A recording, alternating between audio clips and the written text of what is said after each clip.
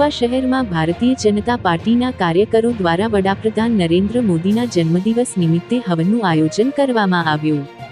દેશના યશસ્વી વડાપ્રધાન શ્રી નરેન્દ્રભાઈ મોદી સાહેબના જન્મદિવસ નિમિત્તે મહુવા ખાતે આવેલ તાત્કાલિક મહાદેવ મંદિરે હવનનું આયોજન કરવામાં આવ્યું હતું. આ પ્રસંગે ભારતીય જનતા પાર્ટીના મહુવા તાલુકા ઉપપ્રમુખ રમેશભાઈ જોડિયાની ઉપસ્થિતિ રહી. હવનમાં ભાજપના તમામ કાર્યકરો, સમાજના આગેવાનો તેમજ મહુવા શહેરના અનેક લોકોએ ઉપસ્થિતિ દર્શાવી હતી. સૌએ મળીને વડાપ્રધાન નરેન્દ્રભાઈ મોદીને જન્મદિવસની શુભકામનાઓ પાઠવી હતી.